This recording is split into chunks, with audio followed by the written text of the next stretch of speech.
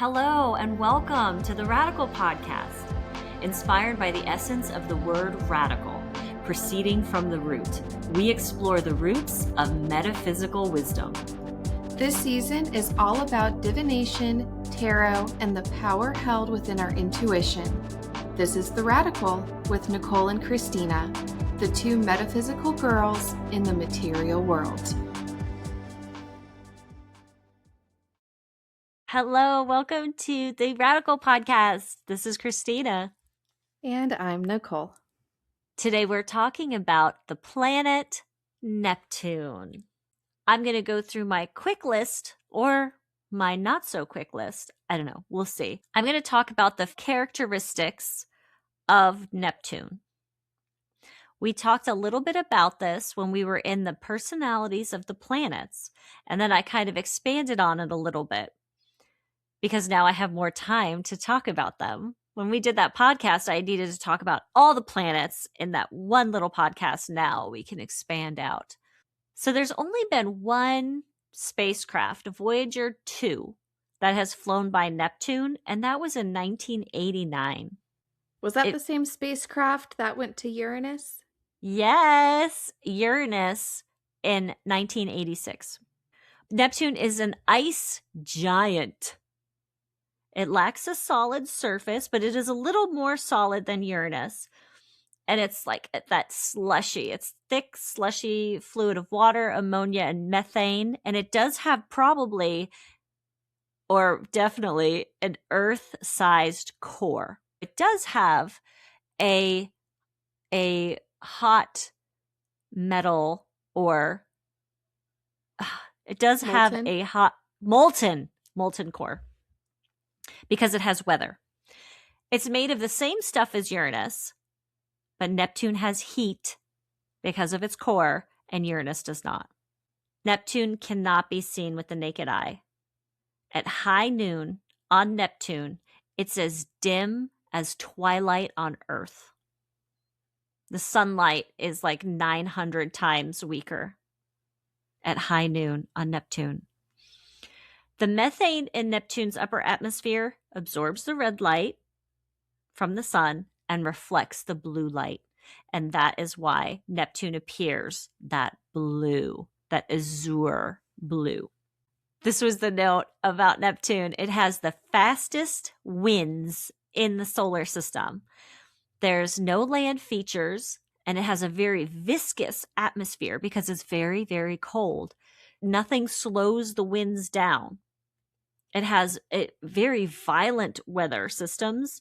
It has a great dark spot that expands and contracts and moves around the face of the planet with supersonic winds. Neptune is one of the planets that has the diamond rain. The intense pressure from the clouds, the liquid hydrogen acting like a metal, causing the needed heat. It has that magnetic field, and it has the weather features. It's quite plausible that it rains diamonds on Neptune. It has gravity like Earth, close to Earth, because it has a more mass, an immense mass spread over a large volume.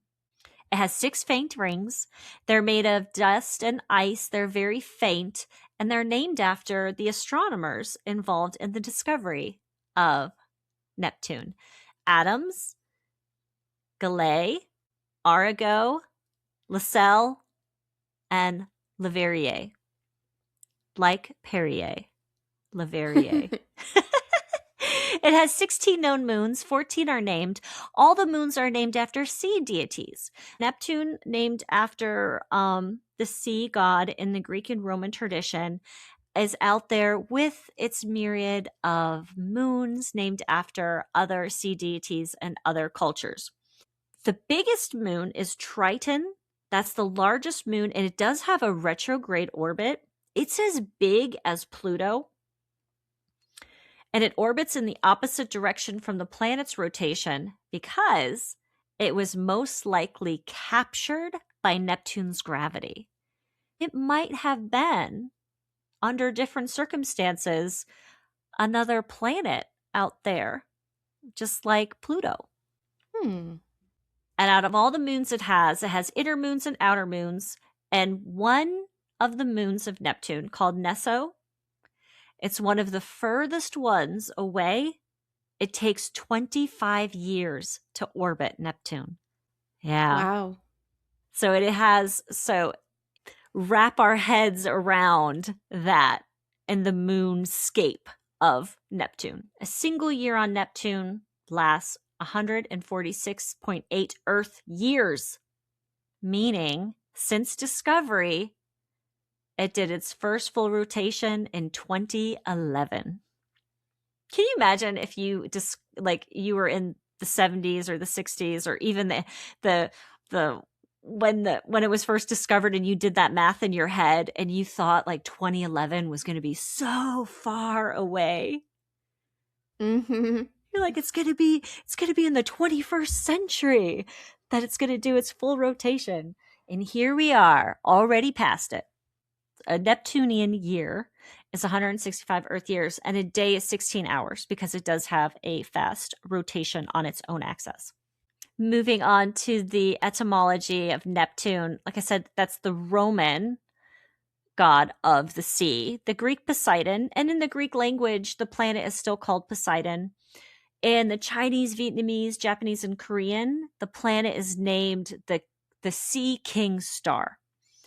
And a lot of the other cultures that we have that were listed on Wikipedia have all the same theme of being named for the sea ruler, the sea king. The numerology is 7. Neptune corresponds to 7, which signifies a journey into the subconscious, wisdom, and psychic abilities. Those born on the 7th, the 16th, and the 25th are considered Neptunian or under the Neptunian influence. The element is water. This is mutable water. Polarity is yin. The zodiac sign is Pisces. In astrology, Neptune is considered the higher octave of Venus. Neptune is associated with the collective unconsciousness, the tenderness and peace and empathy and sentimentality. In astrology, Neptune also has the energies of fantasies, idealism, dreams, artistry. And I really like another energy of Neptune is the undoing and dissolution of the status quo, along with illusion, confusion, and vagueness, but on the way to discovering universal truths. And Nicole, you have a meme on our notes. I do. The one that is black with white writing. And that is exactly what I think of when I read that. The vagueness that we feel on the way to discovering more truths. And we'll share what that meme says. Mm-hmm. Because there's another part of your notes that made me think of that meme. Mm-hmm. So we'll come back to it. Yes. It's the 12th house, the house of sacrifice. Mantra can be, I believe. For the tree of life, Neptune rules the second sphere of Shakma. It is the top sphere of the right pillar. This is the sphere of wisdom, insight of wisdom, and also unbound creative energy, just to name a few about that tree of life sphere. The tarot card associated with Neptune is the Hanged One. I'm really looking forward to... Yeah, we talk about that card next week. It is one of my favorite cards. Maybe because there's this... We just did 8, 9, and 10 of cups, and one of the, what is it, the card of indolence? Mm-hmm. The 8 of cups. Was the 8 of cups? Yeah.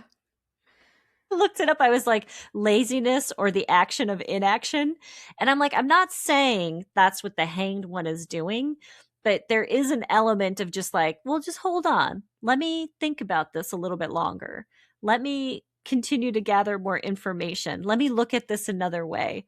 And I think that that's what appeals to me with the Hanged One, is sort of like, it's not a card of action, it's a card of thinking.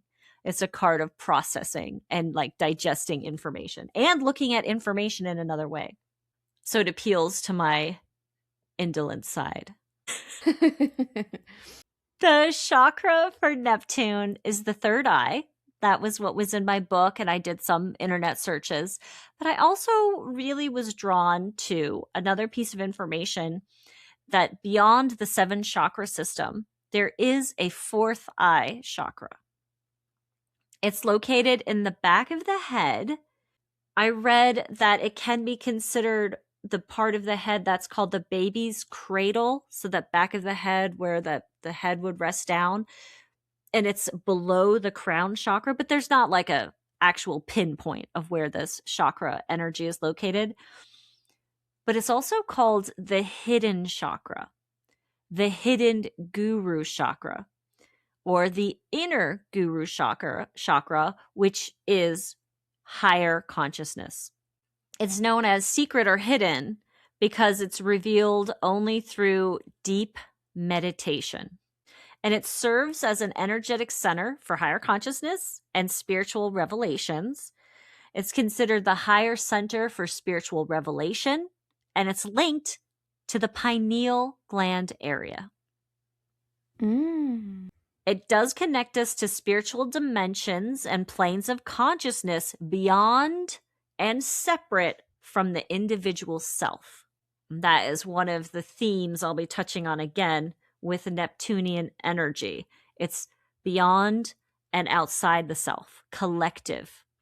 And then I found this note about the fourth eye as a transmitter for projecting consciousness, as the third eye is the receiver of consciousness. And I have to think about that a little bit more. I put that in here because I thought it was a way to think about how those chakras interact, but I kind of am working on that's just one interpretation of the energies of those chakras. So if you're interested in that, listeners, look up the fourth eye chakra, or called the hidden guru chakra. What's really interesting is if we remember the moon tarot card episode 2 episodes ago now, the Hebrew letter Koph, the Koph, is back of the head. Yes. When we do our season of chakras, we're going to see how that blossoms and develops and how much we're going to learn, because I've been learning so much. I just can't imagine how much more I can learn next year, the next season. I will say that projecting consciousness, how that note about the fourth eye says projection, that feels very yang to me. And this energy feels very yin. So that's throwing me a little bit, but I will take a hanged one moment. Yes. And let it, wash over me more. Let's think about it. Because that is basically cut and pasted from articles that I read about the fourth eye chakra. And that, I should, if I can find it, we'll put the source in the notes if I find it. But projecting consciousness. So for me, it's the word projecting. I don't get the feeling of projecting consciousness. I want to use a different verb. And it's not projecting. It's not necessarily receiving, and it's not necessarily perceiving, because I think the third eye receives and perceives. Or does the third eye perceive and the fourth eye receive? It's almost like it not projects, it's like it connects consciousness. The fourth eye connects. It's like the thread. There's something about like setting the tone.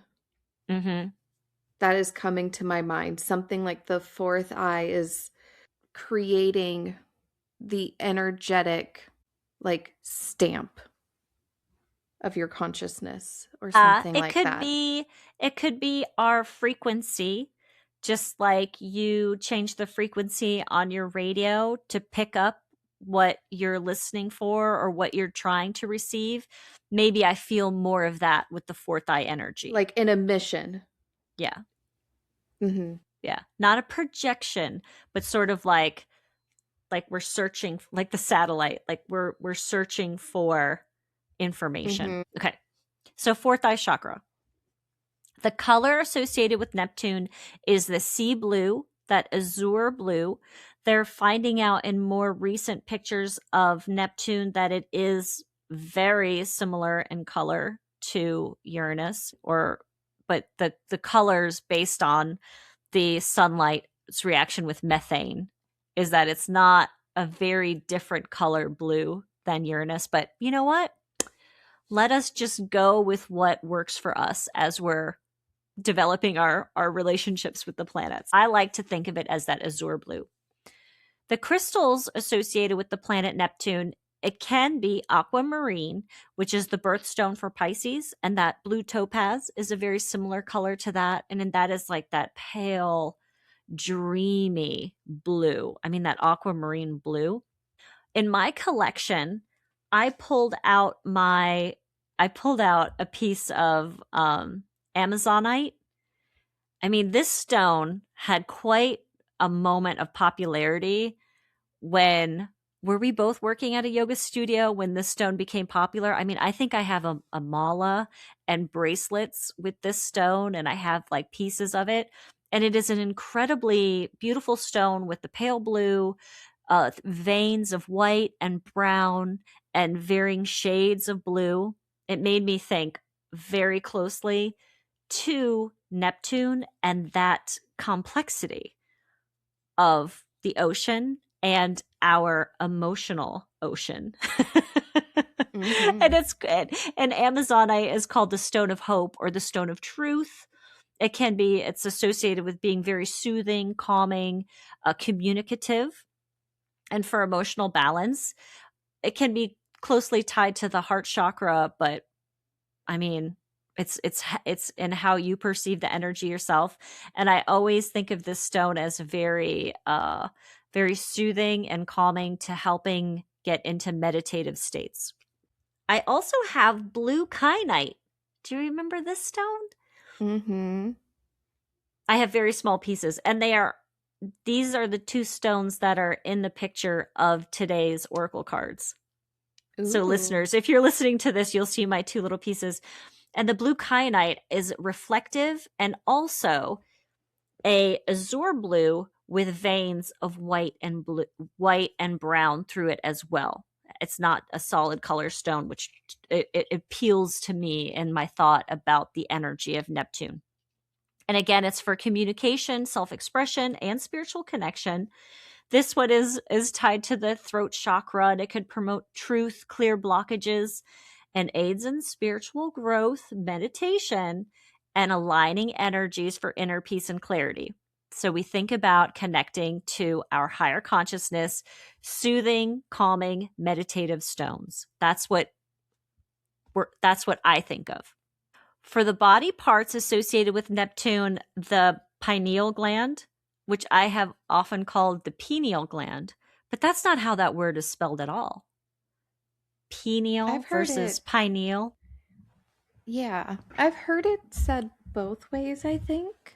Yeah. So I'm going to say it both ways for you listeners so you know what gland we're talking about. The pineal gland and the organs of sensory perception, intuition, and psychic receptivity. That is very fourth chakra to me right there, right? We're back to the pineal gland and that area of sensory perception. Also, this may be more Pisces, but the lymph system, your lymphatic system, which I'm reading about in a book, the lymphatic system is fascinating. Yeah. And one of the key things about it is the lymphatic system moves fluid through your body, but it doesn't have its own pump. So we have to do something to get that fluid to move. We have to move our bodies, yoga, for example, but we have to do something to get it flowing. I really connected with yin yoga, which is the holding poses longer, and the poses have different names to separate it from the vinyasa style or the power yoga. And we talked about the lymph system a lot in yin because of the way that you're holding the body and the way that you are. I mean, you could be in child's pose and you are compressing and squeezing and moving lymph when you're in the pose. But then also, when you move out of the pose, the lymph rushes back into those areas. And granted, you do get a lot of that same movement in a power yoga or a faster pace yoga, but that yin yoga, if you're really trying to move that lymph energy, I felt like that really connected with me. The symbol, and I didn't talk about the symbol of the planet. I think you're going to talk about it. I just wrote here trident as the symbol for the planet Neptune.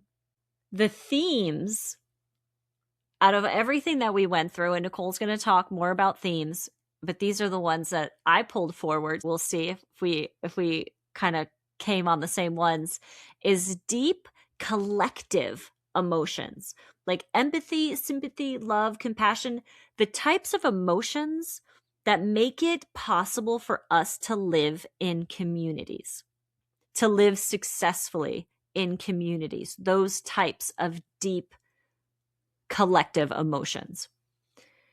And also our collective unconscious that we all feel. What we have in common is powerful, and connecting with that. And the collective unconscious is where the archetypes live, and we're at the very end of the hero's journey. So it's kind of like we've collected all these experiences and archetypes, and we've met all these characters. Yeah. And now we're in this realm of the collective unconscious. This is very much a thinking, meditating, pondering energy in Neptune. It's the hanged one energy, right? It's like you said, it's like the hidden guru energy. It's the fourth eye energy, is that we've been doing and now it's time for us to think. And that is the mantra of the 12th house, is what we believe. I believe what we believe. And are you going to talk about that this planet was discovered by math? Did you see that note? I saw that note, and I am not talking about it. I think I knew it and forgot. And then when I saw your note, I was like, oh my gosh, that's right. Because didn't they measure like a disturbance in like Uranus's like field or something? Yes. Yes. Something just to touch on about our brilliant human mind and exploration and all those amazing people who gaze at the stars and gaze at the sky, is that the planet Neptune was discovered by math, not sight. It was the first planet predicted mathematically by Leverrier and Adams due to Uranus's wobble. The gravity of Neptune was affecting Uranus's orbit. They knew it was there before they spotted it by Galilei in 1846. And that's they couldn't see it, but they knew it was there. Yeah. And that's what made me put this meme into our notes. The meme says, crazy is often being right too early. And isn't that the experience of being like an intuitive feeling individual? We know something feels off. We get an intuitive download, whether through our third eye or our fourth eye. We just know, and we can't prove it yet. Yeah. That's what I was saying in my note. what I just said when I was like, you've got that meme with the black background and the white letters, and this is that meme I'm talking about, listeners. When we are, there's a confusion or there's a vagueness surrounding something that's on the verge of discovery or being revealed, or we just don't know yet enough about it. That is Neptune. That you feel like you know, but you don't know how you know yet because we don't have all the information yet. Yeah. That is it. Crazy is often being right too early. Mm-hmm. Yep. I think that just fit perfectly. Well, it's like we feel things, we know it. But how do I convince somebody of something that I feel and I know if they don't feel it too? So, or if there's not a tangible, observable thing you can show them or point them to. You're like, no, I just feel it. It's a revealing of more information that we're waiting for. That is Neptune energy. Is that we knew it was there. It was interacting with another planet, but we couldn't see it, but we knew it was there. Think about how many times we know that in our lives, listeners. We're like, something is interacting with my energy. Something is going to come out of the situation. I know it. I don't know what it is because I can't see it, but I know it's going to happen. I know it's there. That's Neptune. So like Christina said, Neptune's orbit around the sun takes 164 years to make a full orbit. That is 60,190 days. That's a lot of time. Mm-hmm. Therefore, Neptune spends roughly 13 years per zodiac sign. It's an outer planet, so we definitely by now know that this means the influence is across generations and on the collective.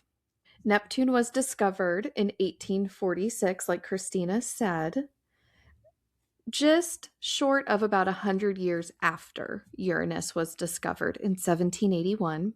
And Neptune was discovered in this time period where there was a very big reaction to the Enlightenment period. The Enlightenment period is very much about reason and order.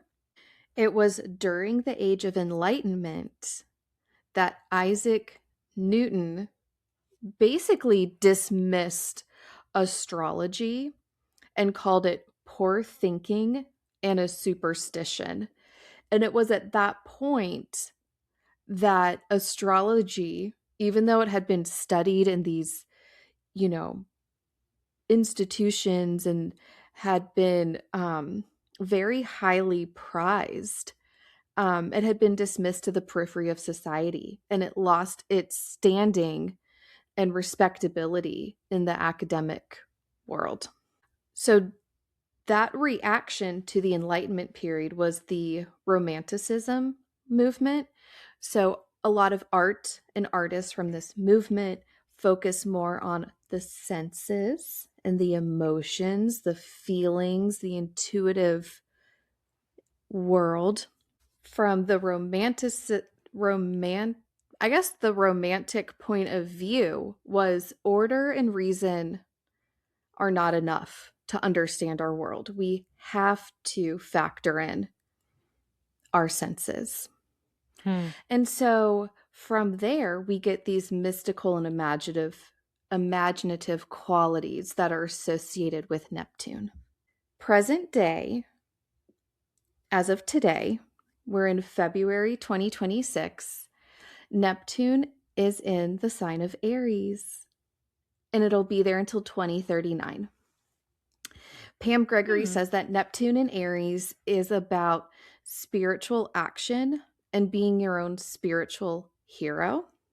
I listened to a Nightlight Astrology talk, and they said that Neptune in Aries can also feel very provocative, contrarian, and give kind of a punk rock vibe.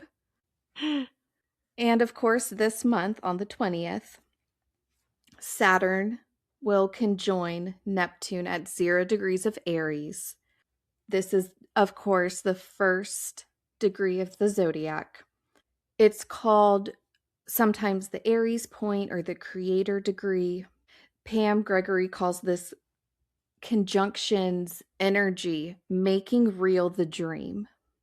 So the dream, of course, is from Neptune. And then Saturn acts as Neptune's container. Saturn's forming the formless.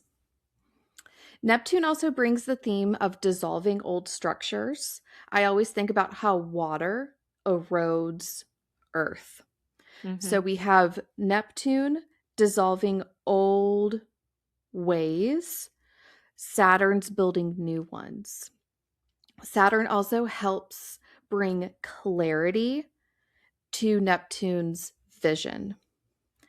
And interestingly, Neptune was discovered during a Saturn-Neptune conjunction.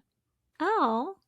So, fun fact there. Okay, well, let's move on to Neptune, the Roman god of the freshwater, the seas, and horses. Like Christina said, this is Poseidon in Greek mythology. These gods were known for causing storms, but they also had the power to calm the water. Poseidon / Neptune is often depicted with a trident, that three-pronged spear. And in mythology, Neptune's wife is named Salacia. Interestingly, Salacia is a dwarf planet candidate. She's a large Kuiper belt object. What? Yeah. And her orbit is beyond that of Neptune's. So I have a picture in our notes, and I will be putting this picture in our Substack. But what this picture is showing us is that Salacia, her orbit is actually beyond Pluto as well. And they show sort of just concentric circles showing like how big these orbits are. And the second picture shows that Salacia is like almost at like a 45-degree angle, her orbit is. So it's a very interesting orbit. I love thinking about because we think about things in like one dimension and we see a picture, and then when these brilliant minds make these graphics and these videos so that we can see it as a whole picture. Oh, I love seeing how orbits interact and how some are going in one direction and others are going in the other direction, and that side view of that plane of the orbits of those celestial objects, that is fascinating. I love growing my awareness that these are not one-dimensional orbits. They're not flat. They're not all on the same plane.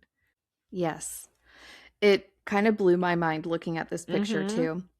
So Salacia is associated with what Pam Gregory calls mermaid energy, and also light languages. Present day, Salacia is in the sign of Aries. So Neptune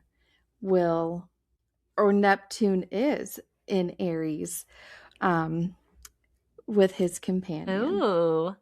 I don't have too much on Neptune's planetary symbol other than it is a three-pronged trident. It's pretty straightforward.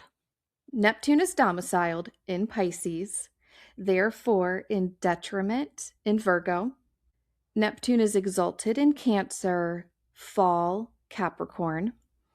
Like Christina said, this planet is linked to the 12th house, Pisces, 12th house of the self-undoing, the unconscious, seclusion, and meditation.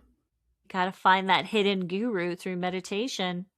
We are in mutable water. How is the word? You have the mode plus the element, and that is the word I couldn't remember mode when I was The thinking of mode. like whether it's cardinal, mutable, or fixed. I was like, what is that word? It's mode, listeners. The Yes. mode is mutable. Okay, so let's talk a little bit more about the Neptunian archetype, the lessons it brings, and its energy. So, this is the transcendent, the sacred, the ethereal, that which is invisible, unseen, the subtle, the mysterious, and the unknowable. The energy can be nebulous, hazy, and indirect. It's watery, merging, flowing, permeating, and therefore, since it is the water element, it is formless. But it can also form to any container that it's poured into. We are dealing with expansive energy, the capacity to experience wholeness. It makes a lot of sense since this is the end of the zodiac year. Dreams, possibility, imagination, also beauty. We said earlier, Neptune is the higher octave of Venus. You have it too. Yes. I know. I was all about like the what higher octaves the outer planets were associated with the inner planets, and I was like, I love drawing those lines. Mm-hmm. We also have divination and psychic abilities, aka being right too early. And I loved this. This came from my Black Moon astrology guidebook. And Susan Shepard writes Neptune represents glamour. The word glamour coming from the French word, oh gosh, grimoire. Mm-hmm. Grimoire. Okay. Grimoire. And connected to the word grammar, meaning to create magic or to cast a spell. Yeah. I saw the word glamour a few times in my researching Neptune, and I saw that you had a note on it. So I was like, you're gonna move into that, and the use of the word glamour as a spell or as an illusion or as a projection, very Neptune, right? That is a very Neptunian energy, and I love the etymology of that word coming from, Mm-hmm. yeah, grammar, meaning a spell, the written word, the spoken word. Yeah. Yeah. And that sort of makes me think of setting the tone also, casting a spell in your environment, setting the energetic tone, that sort of fourth eye a little bit too. Mm-hmm. Mm-hmm. Some shadows to be aware of: overwhelm, anxiety, a lack of boundaries, dissociation, disorientation, a crisis of faith or spirituality, deception, escapism, victimhood, self sabotage, self destructiveness, confusion, misperceptions, and mixed messages. What about indolence? Laziness, the action of inaction. I suppose. I suppose. That could be for me That could be. disassociation too. It's like I'm just going to sit here and disassociate. That is my, Yeah. like, I'm going to think about it. What am I doing? Disassociating and not doing anything. It's easy to dissociate in these times. Okay. Tarot cards. I used my intuition. So Yes. these could be quote unquote wrong or right, but this is what I have for you listeners. The first card I picked for Neptune, I chose the High Priestess. This is the like our moon, Earth's moon, the moon's card. I think this connects in thematically yin energy, intuition, receptivity, meditative states, psychic abilities, clair senses, spirituality, metaphysical practices, expanding consciousness. Like we're in that realm. So I think this card works to represent Neptunian energy. I'm pausing for Christina, but if she doesn't say anything, I'm going to keep going. Okay. The next card. I'm thinking. So the High Priestess and then the Hanged One. This card before Neptune was discovered was the water element. And now we are reading this as Neptune's card. So that makes sense, of course. And we can't leave out the Moon tarot card, which is the card for Pisces, Neptune's domicile. And for whatever reason, I started thinking about what other cards have a moon on them. And it wasn't as many as I thought. In addition to the Moon card, the Eight of Cups and the Two of Swords have Eight moons. of Cups, the Lord of Indolence. You chose that one. There he is. That is like my personal mantra today. Not Neptune, but my mantra is the Lord of Indolence today, of disassociation, of deep thinking and not doing. Oh my gosh, you picked the Eight of Cups. Yeah, and the Two of Swords because there was a moon. Well, we talk about the conscious and the unconscious, and that's a big theme in Neptune. And when you look at the swords talking about our intellect, and the eyes are covered, and that has to do with unseen information, that has to do with unseen thought processes. So that is a very, to me, unconscious thought processes that you're going through in the Two of Swords, which to me feels very Neptunian. And there's a ton of water on that card. The last card I picked, which I didn't even think about. I was reading my Black Moon astrology guidebook, and that's the suggested card for Neptune, the Seven of Cups. And I totally see it. I totally get it. It just wasn't on my radar at first. Yeah. So. It's Venus in Scorpio, and Neptune is a higher octave of Venus. Yeah. And this it's card, very imaginative. Yes. Yes. Because this card, when we covered this card, I remember we talked about all kinds of different interpretations and people saying that this has a negative connotation, that this is disillusionment. And I see it as just daydreaming and fantasy. And I love this card. I love living in this card, of the card of possibilities and ideas. I could absolutely see how this would carry that Neptunian energy, because also those archetypes that are tied to the planets in that card are connected to that collective unconscious. That the themes in the cups in that card are archetypes that we all know together, that we can all be connected through the archetypes in those cups. And we all have access to them. Yes. Yes. They're not like, I didn't put what I want in the cups. We're all pondering the same thing in those cups based on the archetypes, that collective conscious, that collective unconscious. Yes.